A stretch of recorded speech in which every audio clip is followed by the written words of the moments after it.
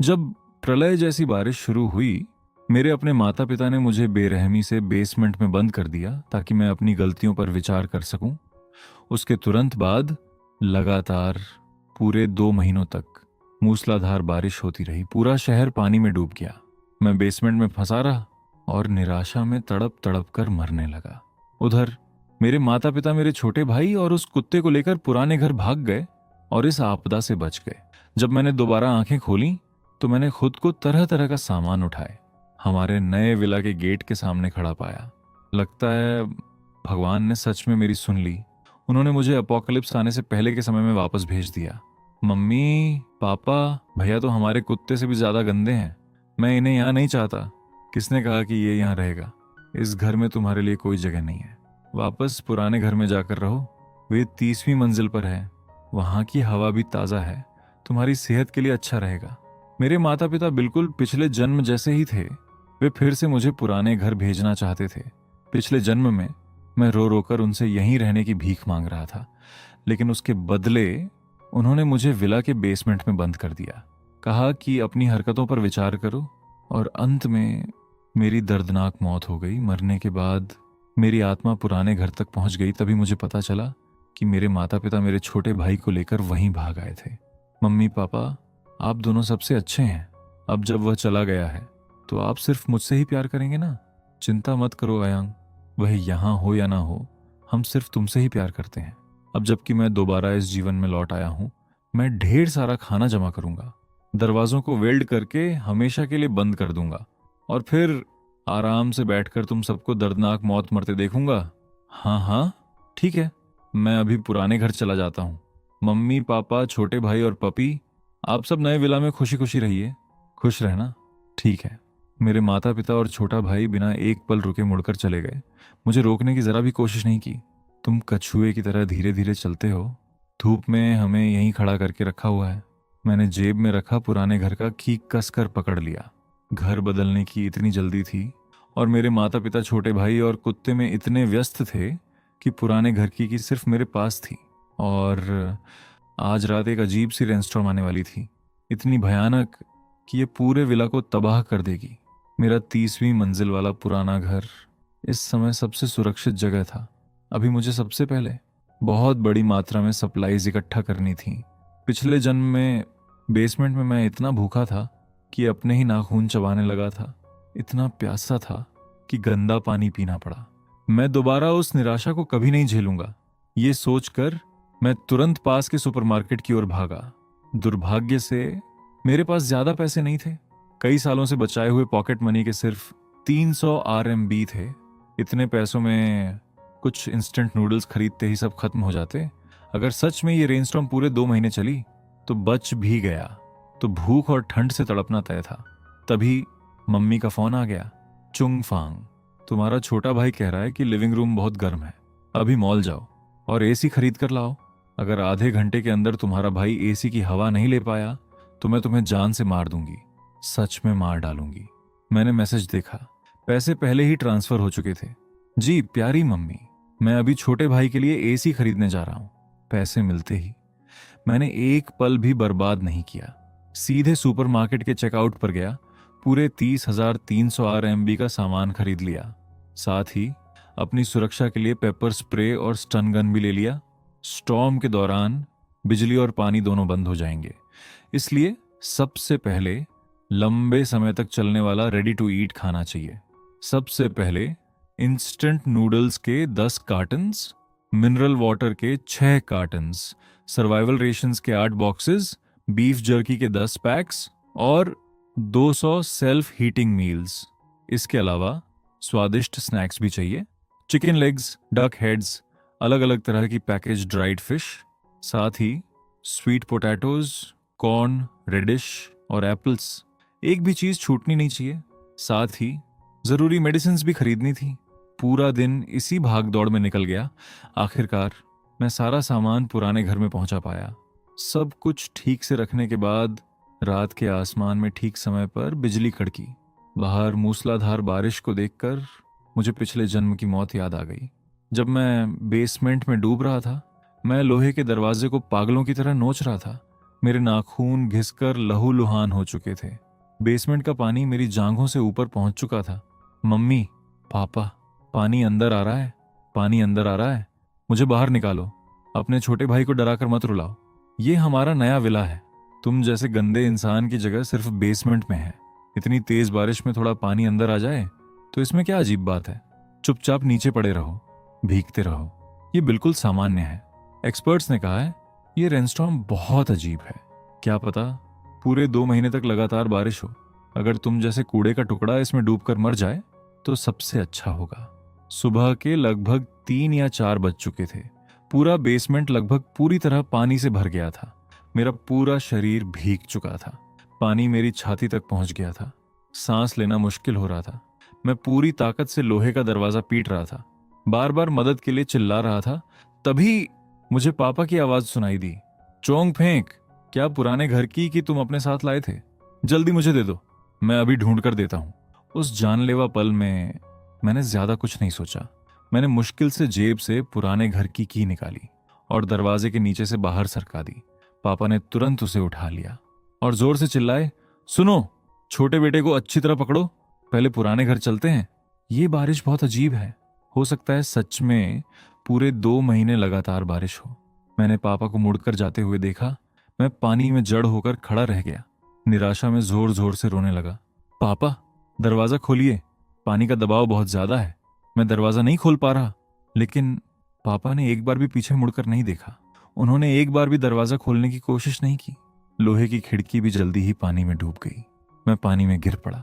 पानी लगातार ऊपर उठता जा रहा था। मैं सांस भी नहीं ले पा रहा था। डूब कर मरने का एहसास वाकई सबसे डरावना होता है। लेकिन अब मैं दोबारा जन्म लेकर लौट आया हूं। मेरे पास भरपूर खाना भी है।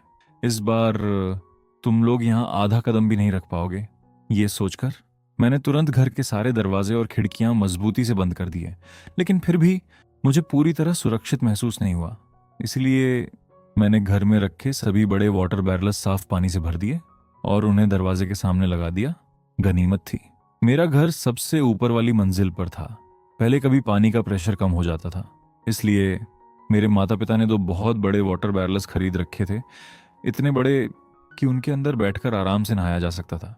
उन 2 बड़े बैरल के साथ ही मैंने 3 छोटे बैरल भी दरवाजे के सामने लगा दिए। अब अगर कोई लॉक खोल भी ले तो भी दरवाजा धक्का देकर नहीं खोल पाएगा। सब कुछ करने के बाद आखिरकार मैंने राहत की सांस ली। उसी समय मम्मी का फिर से फोन आ गया।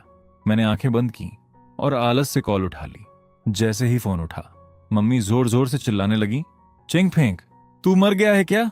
मैंने तुझे एसी खरीदने को कहा था, तूने एसी क्यों नहीं खरीदा? निकम्मे, तेरा छोटा भाई गर्मी से मर रहा है, एसी कहाँ है? अब तो बारिश भी शुरू हो गई है, इतनी बारिश में अब कौन एसी डिलीवर करेगा? उनकी आवाज गुस्से से कांप रही थी। मैंने बिल्कुल शांत होकर कहा, मैंने एसी खरीदा ही नहीं। अगर ये पिछले जन्म की बात होती तो मैं ऐसा सोच भी नहीं सकता था। मैंने बाहर देखा, बारिश पहले से भी तेज हो चुकी थी। क्या तू पागल हो गया है? मैं पूछ रही हूँ एसी कहाँ है? जितना ज्यादा वह गुस्सा होती गई, मैं उतना ही शांत रहा। चंगफंग, मरना चाहता है क्या? बहरा हो गया है? उनकी आवाज में धमकी और हत्या करने की नीयत साफ सुनाई दे रही थी। पहले सिर्फ उनकी आवाज सुनकर ही मैं डर से कांप जाता था, लेकिन अब मेरा डर पूरी तरह खत्म हो चुका था। मैंने शांत स्वर में कहा, इतनी जल्दी किस बात की? पहले छोटे भाई को गर्मी से मर जाने दीजिए, फिर एसी की जरूरत ही नहीं पड़ेगी। मैंने बड़ी विनम्रता से सलाह दी। फोन की दूसरी तरफ कुछ पल के लिए पूरी खामोशी छा गई। पापा साफ तौर पर सन्न रह गए थे। अगले ही पल वह जोर से गरजे, हरामजादे चंगफोंग, अभी तूने क्या कहा? टिक। मैंने सीधे फोन काट दिया, फिर आराम से उठकर नहाने चला गया। इस बार मैं देखना चाहता हूं कि आखिर में तुम सब मेरे सामने घुटनों के बल कैसे गिरोगे। मैंने पूरे 1 घंटे तक गर्म पानी से शावर लिया। जिंदगी में शायद पहली बार इतना सुकून मिला था। पहले अगर मैं 10 मिनट से ज्यादा नहाता तो मेरे माता पिता मुझे पानी बर्बाद करने के लिए डांटते थे। वे मुझे गर्म पानी इस्तेमाल भी नहीं करने देते थे। नहाकर बाहर आया तो पूरा शरीर तरोताजा महसूस हो रहा था। बाहर देखा तो ऐसा लग रहा था मानो पूरी दुनिया बारिश में डूबने वाली हो। मैंने एक सेल्फ हीटिंग मील खोला, साथ में चिकन लेग और ड्राइड फिश भी रख ली। अभी मैं पेट भरकर खाना खत्म ही कर पाया था कि फोन फिर बज उठा। इस बार फैमिली ग्रुप चैट में मैसेज आया था। मेरा छोटा भाई लिख रहा था, मम्मी पापा, बारिश बहुत तेज हो रही है, मुझे थोड़ा डर लग रहा है, क्या आप दोनों मेरे कमरे में आ सकते हैं? मम्मी ने तुरंत जवाब दिया, बिल्कुल बेटा, डरो मत, मम्मी पापा अभी आते हैं। मेरे माता पिता सच में उसके एक इशारे पर दौड़ पड़ते थे। वे तुरंत उसे मनाने चले गए। कुछ ही देर बाद मेरे भाई ने स्टेटस अपलोड किया। उसमें वो मम्मी पापा और कुत्ते के साथ बेडरूम में बैठा सेल्फी ले रहा था। अभी अभी विला में शिफ्ट हुए थे और इतनी भयानक बारिश शुरू हो गई। कितनी बैड लक है। लेकिन अच्छा है कि मम्मी पापा मेरे साथ हैं, मैं बहुत खुश हूं। लेकिन वो यहीं नहीं रुका। उसने ग्रुप चैट में मुझे जानबूझकर टैग किया, भैया आप कहाँ हैं? क्या आपको डर लग रहा है? सुना है आप चाहते थे कि मैं गर्मी से मर जाऊं ताकि एसी खरीदना ना पड़े। क्या आप सच में मुझसे इतनी नफरत करते हैं? मैंने उसे बिल्कुल नजरअंदाज कर दिया।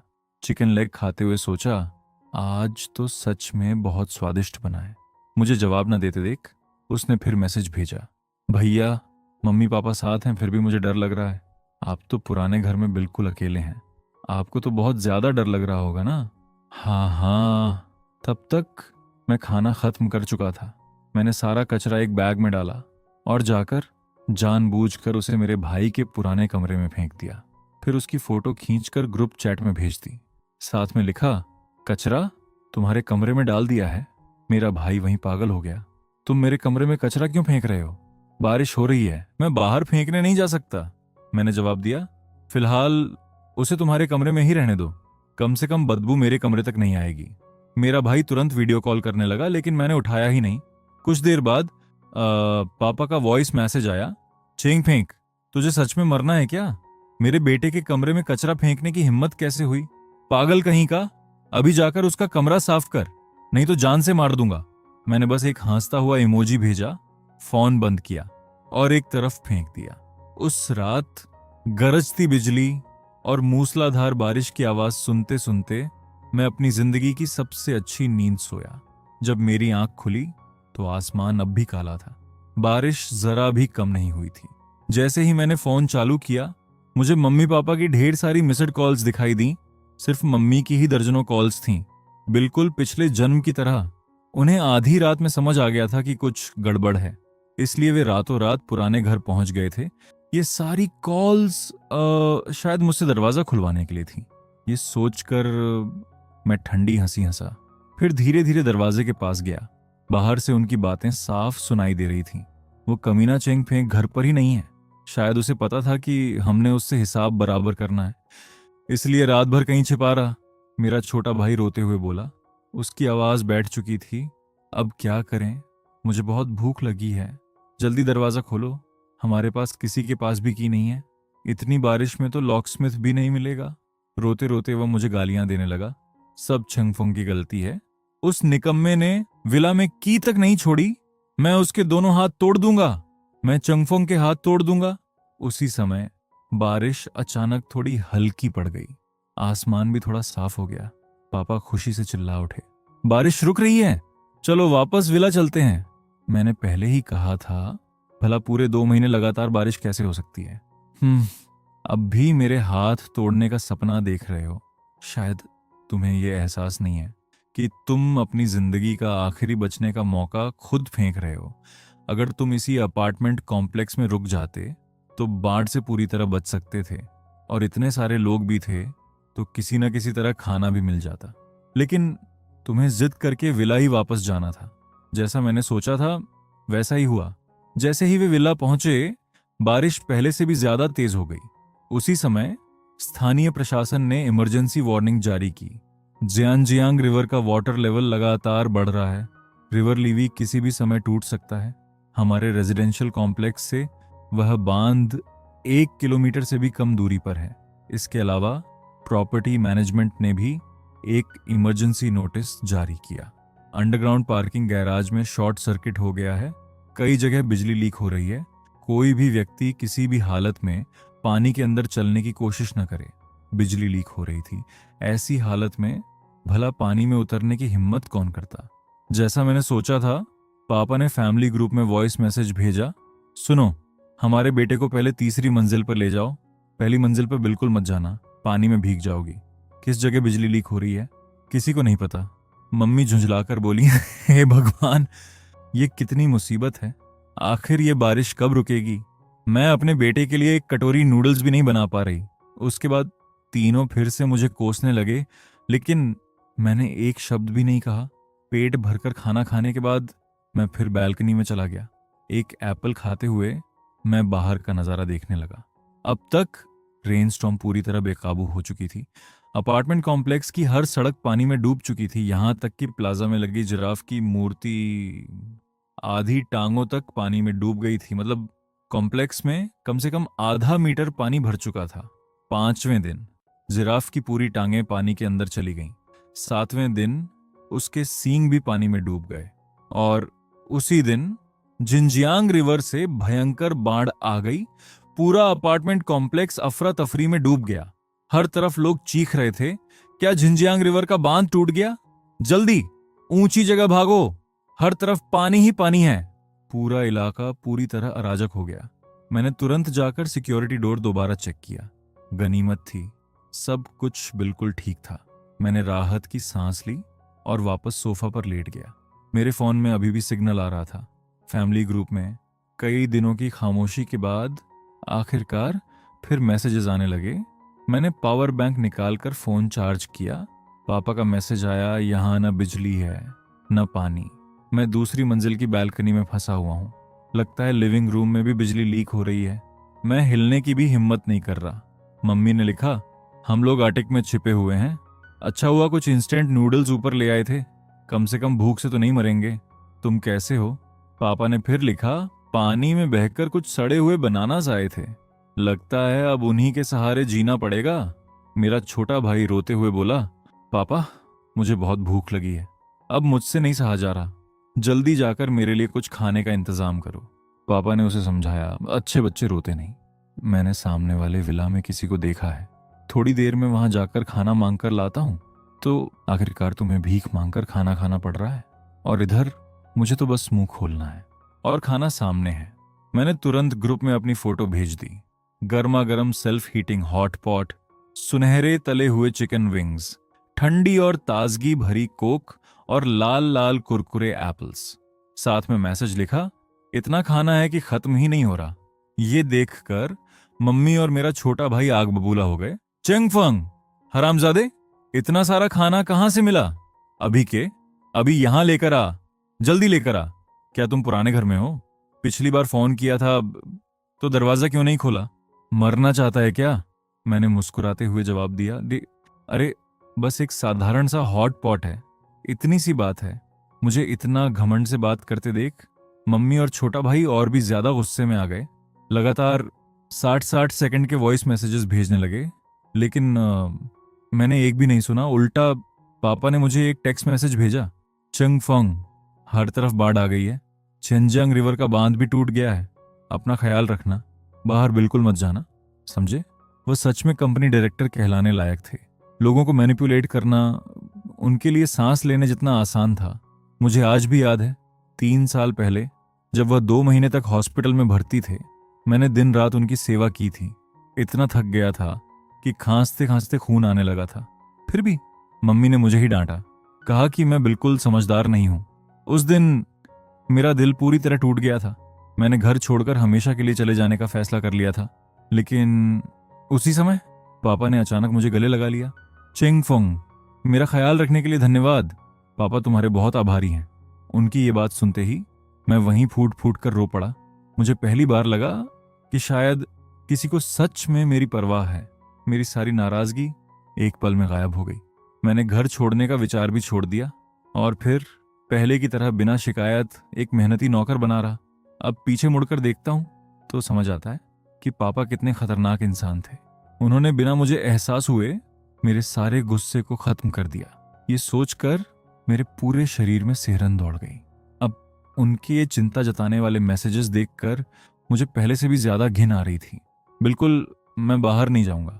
मुझे पुराने घर भेजने वाले भी तो तुम ही लोग थे। मैं यहीं रहूंगा, कहीं नहीं जाऊंगा।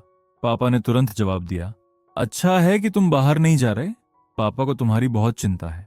हाँ, विला एरिया के होम ओनर्स अब खुद को बचाने की तैयारी कर रहे हैं। किसी के पास कायाक है, तुम पुराने घर में अकेले हो, हमें तुम्हारी चिंता हो रही है। मौका मिलते ही हम कायाक लेकर तुम्हारे पास पुराने घर आ जाएंगे। तुम बस हमारे लिए दरवाज़ा खोल देना। आखिरकार इन लोगों ने अपना असली मकसद बता ही दिया।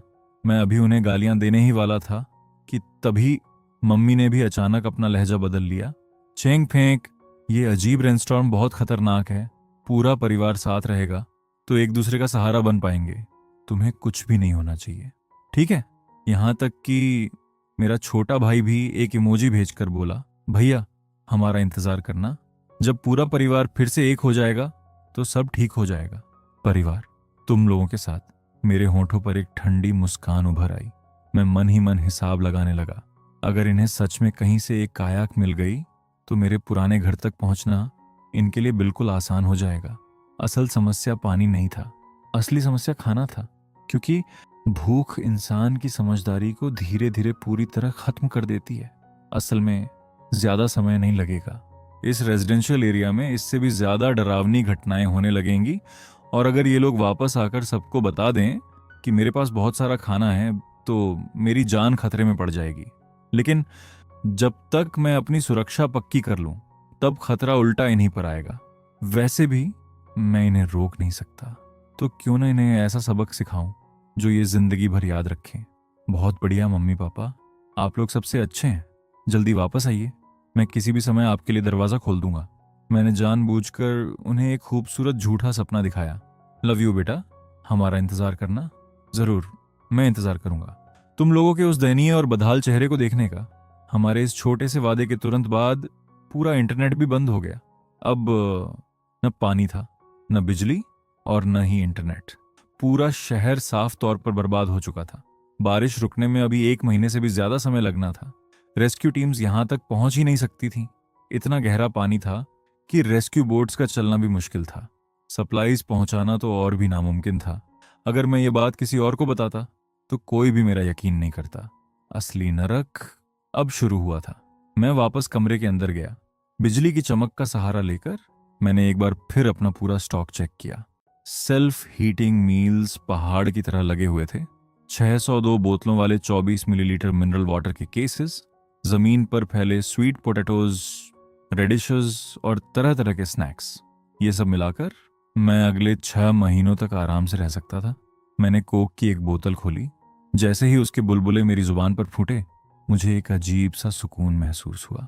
लेकिन मैंने अपनी सतर्कता बिल्कुल कम नहीं की। मैं फिर बैल्कनी में गया और बगल वाले अपार्टमेंट की तरफ देखने लगा। मम्मी, पापा और मेरा छोटा भाई, अगर ये लोग अभी तक जिंदा हैं तो इनके वापस आने पर मैं इन्हें बगल वाले फ्लैट में ठहराऊंगा। वह फ्लैट अभी तक बिका नहीं था, पूरा खाली पड़ा था। यहां तक कि उसमें सिक्योरिटी डोर भी नहीं लगा था। हम दोनों फ्लैट्स की बालकनीज काफी पास थीं, लेकिन बीच में लॉर्ड बेयरिंग वॉल और सिक्योरिटी ग्रिल्स होने की वजह से एक बालकनी से दूसरी बालकनी में जाना नामुमकिन था। हाँ, अगर किसी लंबे पोल से सामान देना हो तो वह आसानी से किया जा सकता था। जब सही समय आएगा मैं सबका ध्यान इनकी तरफ मोड़ दूंगा। तब इस पूरी बिल्डिंग में भूख से पागल सैकड़ों लोगों की हरी चमकती आंखें सिर्फ इन्हीं को घूर रही होंगी।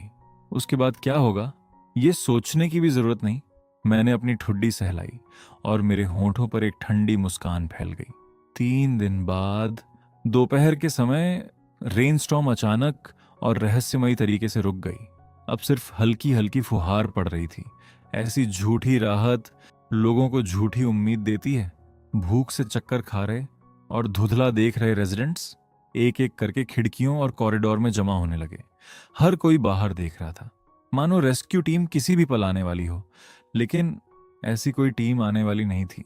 कोई आ रहा है, मिलिट्री नहीं है, विला एरिया के लोग हैं। मैंने हाथ बांधकर नीचे देखा। अरे, ये तो मेरा प्यारा परिवार है। मानना पड़ेगा, ये लोग काफी सक्षम निकले। सिर्फ 3 दिनों में इन्होंने कहीं से एक रबर डिंगी का इंतजाम कर लिया। हालांकि इनकी हालत बेहद खराब थी। कपड़े फटे हुए थे, चेहरे थके हुए थे, लेकिन जिंदा बच जाने की खुशी दूर से ही महसूस हो रही थी। खासकर मेरा छोटा भाई, वह एक हाथ से नाव चला रहा था, दूसरे हाथ से आंसू पोंछ रहा था। ऐसा लग रहा था जैसे वह डॉग लेग चबा रहा हो। जैसे ही उन्होंने डिंगी को रेलिंग से बांधा, तब तक पहली मंजिल तक पानी भर चुका था। वे बिल्डिंग के अंदर चढ़ाए और आते ही पूरा हंगामा मच गया। अरे तुम लोग कहां से आई हो? क्या खाना लाए हो? बोट में कोई सप्लाईज हैं क्या? थोड़ा हमें भी दे दो, मेरा बच्चा भूख से मर रहा है। भीड़ खून की गंध सूंघते शार्क की तरह उन पर टूट पड़ी। लेकिन मेरे माता पिता के पास कोई खाना नहीं था, उनके पास सिर्फ वही रबर डिंगी थी। भीड़ से पीछा छुड़ाने के लिए पापा ने ऊपर की ओर इशारा किया। सब लोग रास्ते से हटो, हटो। मेरा बेटा 30वीं मंजिल पर रहता है। वह इस पूरे इलाके का सबसे अमीर आदमी है। उसके घर में खाने का ढेर लगा हुआ है। हम उसी के पास खाना लेने जा रहे हैं। जो भी रास्ता रोकेगा अंजाम बुरा होगा। उनकी इस एक चीख ने पूरी मुसीबत मेरे सिर पर डाल दी। भूख से पागल कई रेजिडेंट्स की आंखें चमक उठी। सब के सब उनके पीछे पीछे एक विशाल भीड़ बनाकर 30वीं मंजिल की ओर चढ़ने लगे। कुछ ही देर बाद मेरे दरवाजे पर जोर जोर से दस्तक होने लगी। पापा पूरी ताकत से दरवाजा पीट रहे थे। चंगफोंग, पापा आ गए हैं, जल्दी दरवाजा खोलो। वो बुरी तरह हाँफ रहे थे। ऐसा लग रहा था मानो भूख से कभी भी गिर पड़ेंगे। इस बार मैंने घर पर ना होने का नाटक नहीं किया। चलो थोड़ा सा खेल खेलते हैं। मैं भागकर दरवाजे तक गया, हैंडल पकड़ा, जानबूझकर उसे घुमाने का नाटक किया। फिर रोने की आवाज में चिल्लाया, मम्मी, पापा, लॉक खराब हो गया है। मैंने बहुत कोशिश की लेकिन दरवाजा खुल ही नहीं रहा। पापा गुस्से से बोले, क्या मतलब नहीं खुल रहा? हमसे मजाक कर रहे हो? चंगफोंग, एक बार और कोशिश करो, शायद नमी की वजह से जाम हो गया होगा, जोर लगाओ। पापा अपना गुस्सा दबाने की कोशिश कर रहे थे। उधर मम्मी भी जल्दी जल्दी बोली, चेंग फेंक, जल्दी दरवाजा खोलो, तुम्हारे छोटे भाई को तेज बुखार है, घर में फीवर की मेडिसिन भी है। मैंने रोते हुए कहा, मैं कोशिश कर रहा हूं, मुझे भी बहुत चिंता हो रही है, पता नहीं इस बेकार लॉक को क्या हो गया है। मैं जोर जोर से रोने का नाटक करता रहा, साथ ही अपनी उंगलियों से दरवाजे पर लगातार खरोंचने की आवाज निकालता रहा ताकि बाहर वालों को लगे कि मैं सचमुच लॉक खोलने की पूरी कोशिश कर रहा हूं। मेरा छोटा भाई गुस्से से चिल्लाया, चेंगफोंग, तुम जानबूझकर ऐसा कर रहे हो ना? तुम हमें अंदर आने ही नहीं देना चाहते। मैंने मासूम बनकर कहा, छोटे भाई, तुम मेरे बारे में ऐसा कैसे सोच सकते हो? मैं सच में अपनी पूरी कोशिश कर रहा हूं। वो दांत पीसते हुए बोला, निकम्मे, तुझे पालने का आखिर क्या फायदा हुआ? ये कहकर उसने पूरी ताकत से दरवाजे पर अपने शरीर से टक्कर मारी, लेकिन मजबूत किया हुआ सिक्योरिटी डोर जरा भी नहीं हिला। उल्टा उसके कंधे में तेज दर्द उठ गया। मम्मी भी दरवाजा तोड़ने में लग गई। जब उन्हें समझ आया कि दरवाजा टूटने वाला नहीं है तो वह गुस्से से पागल हो गई। चंगफोंग, एक बार और कोशिश करो, अभी के अभी दरवाजा खोलो। मैंने बेबस बनकर कहा, लेकिन ये खुल ही नहीं रहा। तब तक कई पड़ोसी भी बाहर तमाशा देखने इकट्ठा हो चुके थे।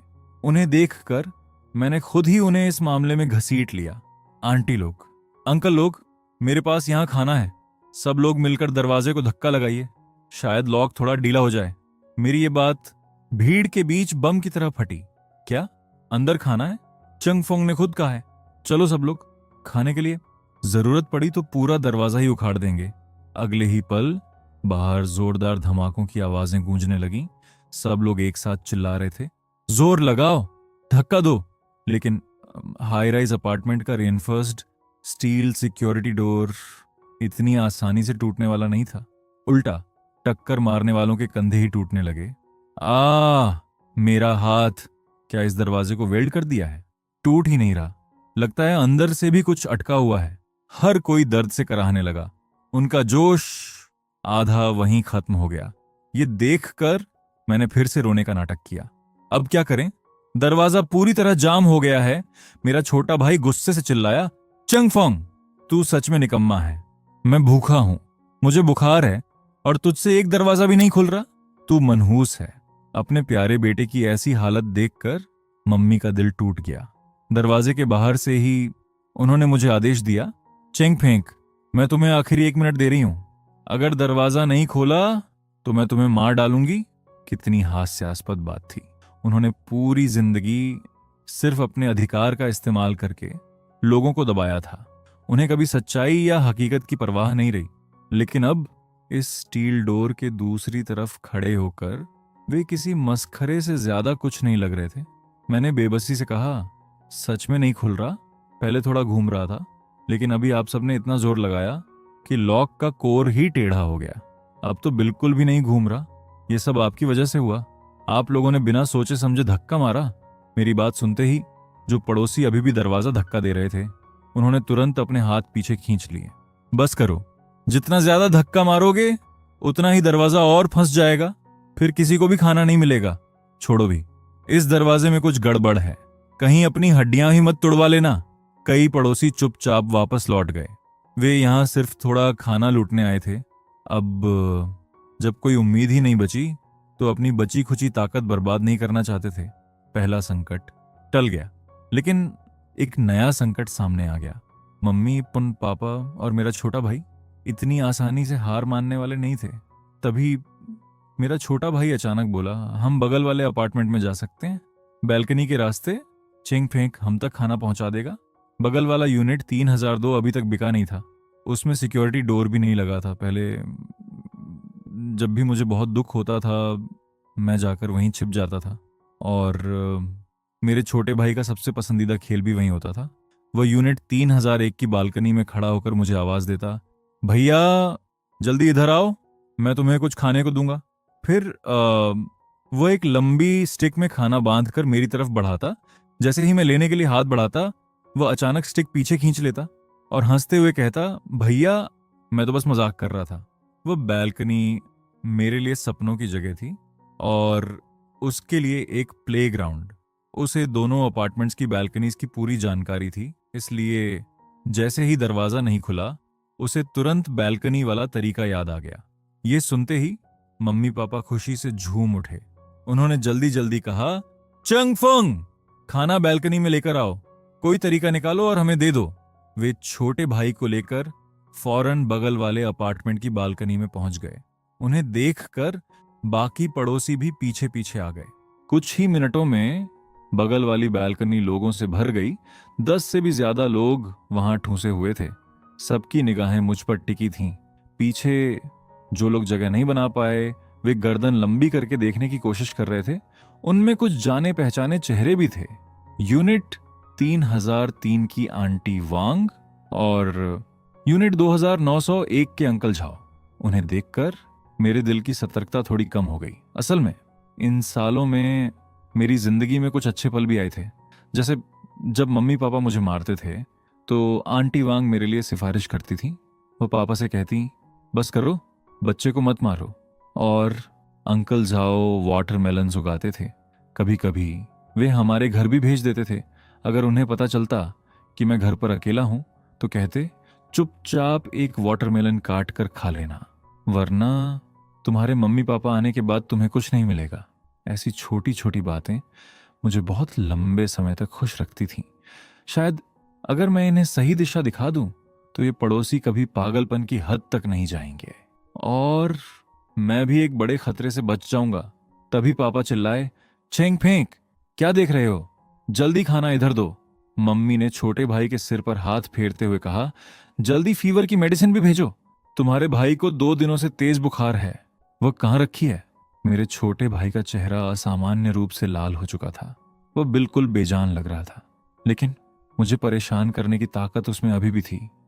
उसने मेरी तरफ पड़े क्लोथलाइन पोल की ओर इशारा किया, चंग फंग, उसी पोल का इस्तेमाल करो, जल्दी खाना और आइबुप्रोफेन इधर भेजो। ठीक है। 1 सेकंड। मैं अंदर गया, एक बॉक्स ब्रेड का और मिनरल वाटर का एक केस उठाकर ले आया। उसे देखते ही सबकी आंखें चमक उठी। वे एक दूसरे को धक्का देने लगे। भूख के मारे सबके मुंह में पानी आ रहा था। मेरा छोटा भाई लगभग पागलों की तरह चिल्लाया, जल्दी मुझे दो। उसने बारिश की परवाह के बिना अपना हाथ पूरी तरह आगे बढ़ा दिया। मैंने क्लोथलाइन पोल पर इंस्टेंट नूडल्स का एक पैकेट बांधा, उसे उसकी तरफ बढ़ाया और अगले ही पल पोल घुमाकर सीधे उसके हाथ पर जोरदार वार कर दिया। उसका हाथ पहले से ही कमजोर और नाजुक था। मेरे एक वार से ही वह सूज गया, नीला पड़ गया। वह दर्द से जोर से चीखा, तुम क्या कर रहे हो चंग फोंग, क्या तुम पागल हो गए हो? तुमने अपने भाई को क्यों मारा? मैं बिल्कुल शांत होकर बोला, वह लाइन में नहीं लग रहा था। फिर मैंने ऊंची आवाज में कहा, मम्मी पापा देखिए, यहां मोहल्ले के इतने सारे अंकल आंटी खड़े हैं, यहां सिर्फ एक बॉक्स इंस्टेंट नूडल्स और एक केस वाटर है, सबको खाना चाहिए। फिर सबसे पहले सिर्फ उसी को क्यों मिले? मैंने सबकी तरफ देखकर जोर से कहा, सब लोग ध्यान से सुनिए, अभी सप्लाई जिंदगी बचाने के लिए है, इसीलिए नियम मानने होंगे। सबसे पहले बुजुर्ग, प्रेग्नेंट विमेन और बच्चे। जिसने भी लाइन तोड़ने की कोशिश की उसे कुछ भी नहीं मिलेगा।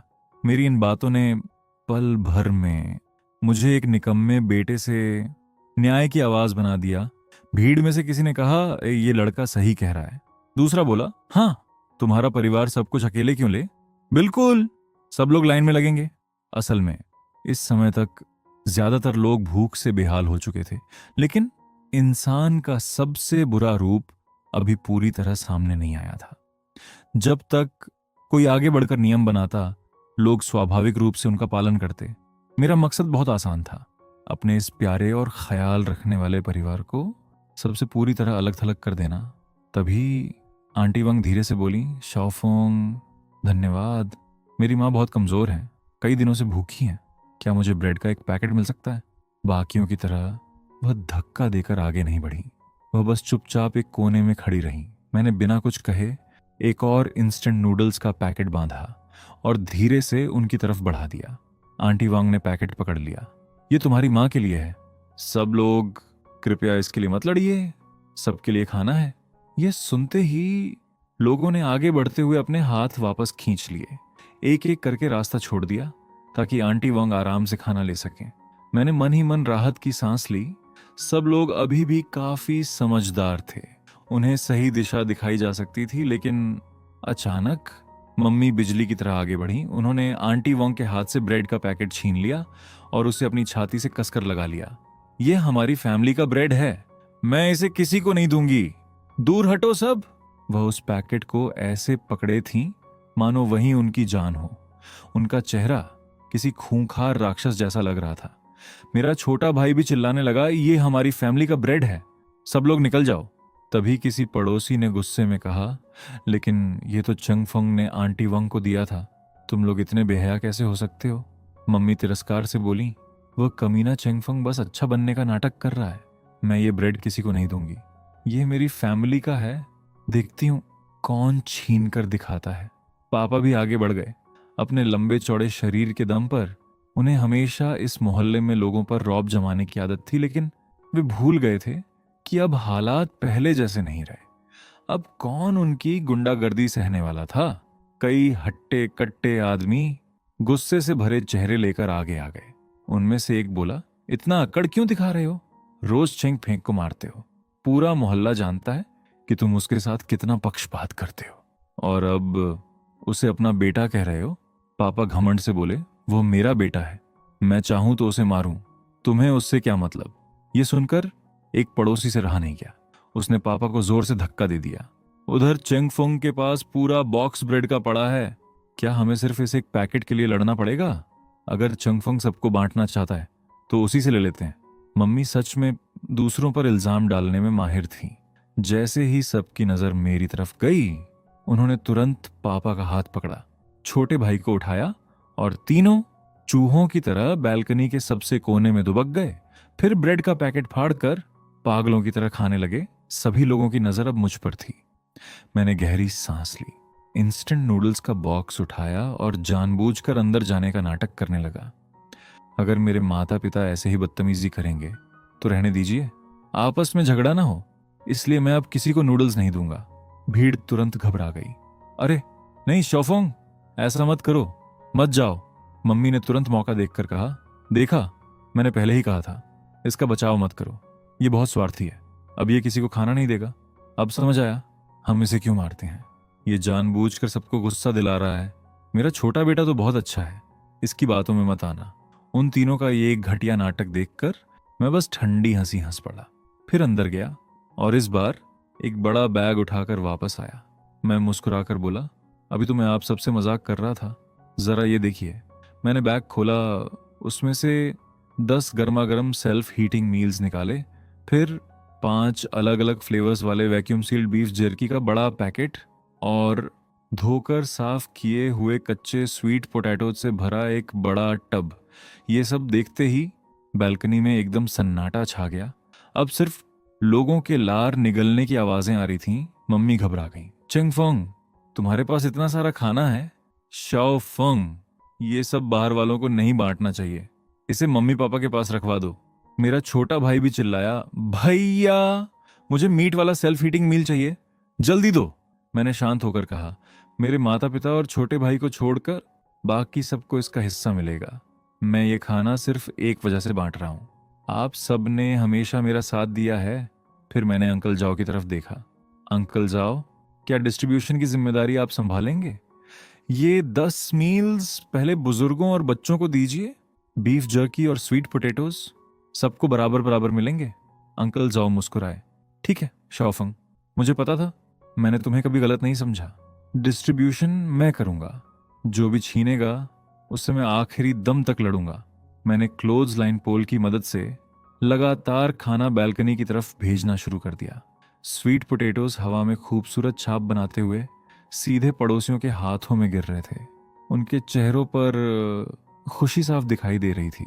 उधर मम्मी पापा और मेरा छोटा भाई गुस्से से जल रहे थे, लेकिन कुछ कर भी नहीं सकते थे। उनकी ये हालत देखकर मुझे लगा ये खाना बांटना पूरी तरह सही फैसला था।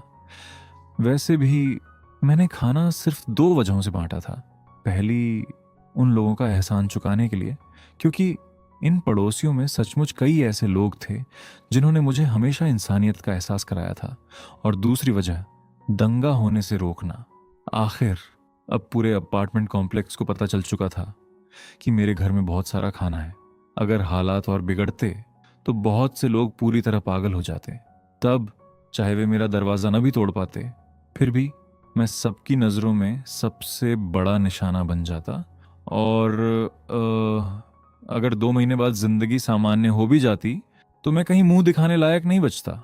इसीलिए खुद को सबसे अलग करके सिर्फ दूसरों का दुख देखने का कोई मतलब नहीं था। वैसे भी ये कोई असली अपोकलिप्स नहीं था। हाँ, अगर बात मेरे अपने परिवार की हो तो उन्हें तकलीफ में देखकर मुझे बिल्कुल भी बुरा नहीं लगता। इस समय पूरा माहौल खुशी से भर गया था। हर तरफ हंसी की आवाजें गूंज रही थीं। ऐसा लग रहा था मानो बाहर का भयानक तूफान पहले ही खत्म हो चुका हो। थोड़ी ही देर बाद लोग एक एक करके वहां से लौटने लगे। सबके जाने के बाद सबसे आखिर में सिर्फ आंटी वंग रुकी। उन्होंने झिझकते हुए मुझे एक लॉलीपॉप दी। शाओफोंग, मैंने इसे इतने दिनों से संभाल कर रखा था, खुद भी खाने की हिम्मत नहीं हुई। ये तुम्हारे लिए है। धन्यवाद आंटी। मैंने लॉलीपॉप का रैपर खोला और उसे मुंह में रख लिया। उसकी मिठास धीरे धीरे मेरी जुबान पर फैल गई। अब वहां सिर्फ मेरे माता पिता और छोटा भाई बचे थे। अभी कुछ देर पहले इतने सारे लोगों के सामने पापा कुछ नहीं बोल पाए थे, लेकिन जैसे ही सब चले गए वह तुरंत गरज पड़े, निकम्मे, तूने इतना सारा खाना बांट दिया, तेरा दिमाग खराब हो गया है क्या? अरे बेवकूफ, तुझे वह खाना ऊंची कीमत पर बेचना चाहिए था। अगर एक स्वीट पोटैटो भी 100 RMB में बेचता तो लोग फिर भी खरीदने के लिए लड़ते। तू बिल्कुल बेकार है। चल अब अपने भाई के लिए इबुप्रोफेन दे।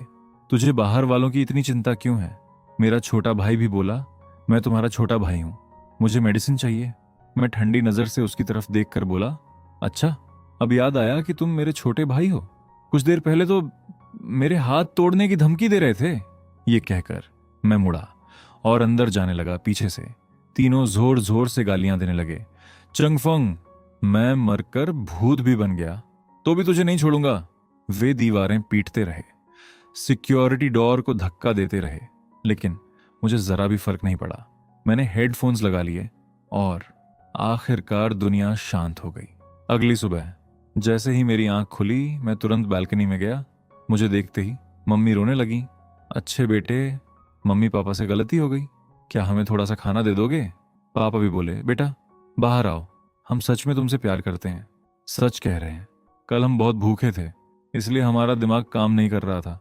मेरा छोटा भाई भी रोते हुए बोला, भैया मुझसे गलती हो गई, मुझे पहले तुम्हें परेशान नहीं करना चाहिए था, मुझे बचा लो, मुझे मेडिसिन चाहिए। मेरा सिर फटा जा रहा है। उसी समय आंटी वंग एक प्रेग्नेंट वुमन को सहारा देकर लेकर आई। वह थी 28वीं मंजिल की मिस चिन।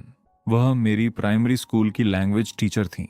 आंटी वांग बोली, शाओफेंग, मिसेस चिन को बहुत तेज बुखार है, उनके हस्बैंड टीवी स्टेशन में फंसे हुए हैं, वापस नहीं आ पा रहे, और प्रेग्नेंट होने की वजह से वो कोई भी मेडिसिन नहीं ले सकती। सुना है तुम्हारे पास बच्चों का फीवर रिड्यूसर या आइबुप्रोफेन है। मिस चिन ने शर्माते हुए कहा। चंग फुंग, मुझे माफ करना, मेरे पास कोई दूसरा रास्ता नहीं बचा। मेरे बच्चे को कुछ नहीं होना चाहिए। मैंने बिना कुछ कहे अंदर जाकर आइबुप्रोफेन की पूरी बॉटल उठा ली। मिस चिन, ये वाली ले लीजिए, इसके साइड इफेक्ट्स कम हैं। मैंने बॉटल को स्टिक से बांधा और उनकी तरफ बढ़ा दिया। जैसे ही मिसेस चिन उसे पकड़ने वाली थीं, जमीन पर पड़ा मेरा छोटा भाई अचानक उछलकर खड़ा हो गया। उसने बॉटल झपट ली और कसकर अपने हाथ में पकड़ ली। चेंग फेंक, क्या यही इंसाफ है? मैं तुम्हारा भाई हूं, मुझे नहीं बचाओगे लेकिन एक बाहरी इंसान को बचाओगे। आंटी वंग गुस्से से बोली, अरे एक प्रेग्नेंट वुमन की मेडिसिन क्यों छीन रहे हो? अभी वापस करो। उन्होंने बॉटल वापस लेने की कोशिश की। यह देखकर मेरे माता पिता का अपने बेटे को बचाने वाला स्वभाव फिर जाग गया। उन्होंने सीधे आंटी वोंग के पेट में लात मार दी। वह पीछे की ओर गिर पड़ी। मम्मी चीखी, मेरे बेटे की मेडिसिन छीनने की हिम्मत किसने की? यह आइबुप्रोफेन हमारी फैमिली की है। मेरा छोटा भाई भी चिल्लाया, ये मेरी है। उसी धक्का मुक्की के दौरान मेरे छोटे भाई ने गलती से मिसेस चिन को धक्का दे दिया। वह लड़खड़ाई और जमीन पर गिर पड़ी। अगले ही पल उनके पैरों के बीच से खून बहने लगा। आंटी वांग चीख उठी, जल्दी किसी को बुलाओ, मिसेस चिन को ब्लीडिंग हो रही है, जल्दी, ये फैमिली एक प्रेग्नेंट वुमन को मार रही है। उनकी चीख पूरी बिल्डिंग में गूंज गई। कई लोग भागते हुए वहां आ गए। ये दृश्य देखकर हर कोई सन्न रह गया। भीड़ में से एक पड़ोसी जो डॉक्टर लग रहा था तुरंत आगे आया। उसने घबरा कर कहा, बुरा हो गया, शायद प्लेसेंटल अब्रप्शन हो गया है, इनकी प्रीमेच्योर डिलीवरी शुरू हो रही है। सब लोग जल्दी चारों तरफ ह्यूमन शील्ड बनाओ, मुझे डिलीवरी करवानी होगी।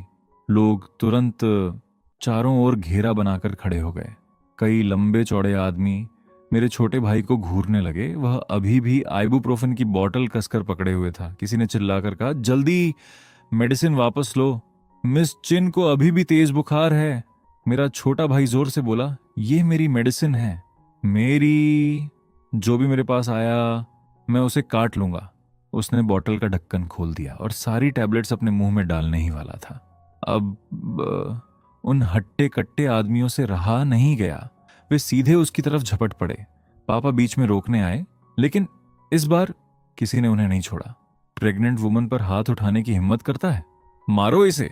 अगले ही पल घूंसों और लातों की बरसात शुरू हो गई। पापा कुछ ही सेकंड में जमीन पर गिर पड़े। कुछ ही वारों में आइबुप्रोफेन की बोतल छीन ली गई और तुरंत डॉक्टर को दे दी गई। मेरा छोटा भाई रोते हुए चिल्लाया, पापा, वो मेरी मेडिसिन थी। पापा दर्द से कराहते हुए बोले, घबराओ मत बेटा, पापा थोड़ी देर आराम कर लें, फिर बाहर जाकर तुम्हारे लिए मेडिसिन ढूंढ लाऊंगा। मेरा छोटा भाई रोते हुए बोला, मुझे अभी मेडिसिन चाहिए, मेरी बहुत तबीयत खराब है, अब मुझसे बिल्कुल भी सहा नहीं जा रहा। ठीक है ठीक है, पापा अभी तुम्हारे लिए मेडिसिन ढूंढ कर लाते हैं, बेटा थोड़ी देर और सह लो, पापा अभी आते हैं। लेकिन मेरे छोटे भाई को सिर्फ इतना सुनकर तसल्ली नहीं हुई। उसने सिर घुमाया और सीधे मम्मी की गोद में घुस गया। मम्मी, आप मुझसे सबसे ज्यादा प्यार करती हैं ना, आप भी बाहर जाकर मेरे लिए मेडिसिन लेकर आइए। उसकी जहरीली बातें सुनकर और ये पूरा हास्यास्पद तमाशा देखकर मैं बैल्कनी पर चुपचाप खड़ा रहा। मेरे चेहरे पर जरा भी भाव नहीं थे। सिर्फ आइबुप्रोफेन की एक बोतल ने आखिरकार तुम्हारे इस नकली पारिवारिक प्यार का असली चेहरा सबके सामने ला दिया। खुशकिस्मती से आखिर में मिसेस किन का बच्चा बच गया। हालांकि वह प्रेमचोर बेबी था। अब वह जिंदा रहेगा या नहीं, ये भगवान की मर्जी पर था। उसी रात मैंने मिसेस किन को 10 सेल्फ हीटिंग मील्स और कुछ एप्पल्स दिए। जहां तक मेरे परिवार की बात थी, उन्होंने सबको नाराज कर दिया था। इसलिए अब पूरे अपार्टमेंट कॉम्प्लेक्स ने उन्हें पूरी तरह अलग थलग कर दिया था। भूख, ठंड और बीतता हुआ समय हर दिन और भारी होता जा रहा था। तूफान और जमा देने वाली ठंड के बीच बाढ़ का पानी 15वीं मंजिल तक पहुंच गया। 1.5 महीने बाद एक सुबह मैं हमेशा की तरह बैल्कनी में स्वीट पोटैटोज बांटने गया। तभी बगल वाली बैल्कनी से एक बेहद कमजोर आवाज सुनाई दी। मैंने मुड़कर देखा, वो मम्मी थी। चिंगफुंग, मुझे बचा लो, अब कोई मुझे खाना नहीं देता, मैं हाथ जोड़ती हूँ, मुझे थोड़ा सा खाना दे दो। मैंने ठंडे स्वर में पूछा, आपके अच्छे हस्बैंड और आपके प्यारे बेटे कहाँ हैं? मम्मी रोते हुए बोली, तुम्हारे पापा पानी में बहता हुआ एक बॉक्स निकालने गए थे, लेकिन बोट पलट गई। मेरे दिल में जरा भी हलचल नहीं हुई। जिस दिन उस आदमी ने पिछले जन्म में मुझे बेसमेंट में बंद किया था, उसी दिन उसका और मेरा रिश्ता हमेशा के लिए खत्म हो गया था। मम्मी रोते हुए बोली, तुम हमें बचा सकते थे, तुम्हारे पास इतना सारा खाना था, फिर भी तुम बस हमें तड़पते देखते रहे। क्या तुम्हारे अंदर जरा भी इंसानियत नहीं है? मैंने उनकी आंखों में देखते हुए कहा, 3 साल पहले जब घर में आग लगी थी, पापा छोटे भाई को लेकर भाग गए थे और आप कुत्ते को उठाकर बाहर भाग गई थी। मुझे जंजीर से बांधकर जलते हुए घर में छोड़ दिया था। अगर अंकल जाओ दरवाजा न तोड़ते तो मैं उसी दिन जलकर मर गया होता। तब क्या आपको लगा था कि मैं भी इंसान हूं? क्या तब मैं आपका बेटा था? मैं तो बस अब तुम्हें मरते हुए देख रहा हूं। पिछले जन्म में भी और इस जन्म में भी मरने की दुआ तो तुम लोगों ने मेरे लिए ही की थी। मम्मी जोर जोर से रोने लगी। बस करो, मुझसे गलती हुई। हमने हमेशा तुम्हारे साथ पक्षपात किया। हम मरने के ही लायक हैं। चिंग फोंग, मुझे माफ कर दो, मुझे बहुत भूख लगी है। उसी समय कोने से एक भूत जैसी हालत वाला इंसान घिसटता हुआ बाहर आया। वह मेरा छोटा भाई था। वह अभी तक जिंदा था। वह घिसटते हुए बैल्कनी तक आया और मेरी तरफ देखकर चापलूसी भरी टेढ़ी मुस्कान हंसने लगा। हाँ हाँ भैया, आखिरकार आप मिल ही गए। इस बार मुझे थोड़ा खाना दे दो। आज से मैं आपका कुत्ता बन जाऊंगा। आप जिसको काटने को कहोगे मैं उसी को काटूंगा। भैया, मुझे खाना दे दो। उसकी दयनीय हालत देखकर मुझे सिर्फ दुख महसूस हुआ। मैंने शांत स्वर में कहा, तुम्हारे पापा मर चुके हैं, तुम्हें पता है ना? वह जल्दी जल्दी बोला, भैया पहले मुझसे गलती हो गई थी, अब से हम अच्छे से रहेंगे। मैं आपकी हर बात मानूंगा। आप पूरब कहोगे तो मैं पश्चिम भी नहीं जाऊंगा। भैया बस थोड़ा खाना दे दो।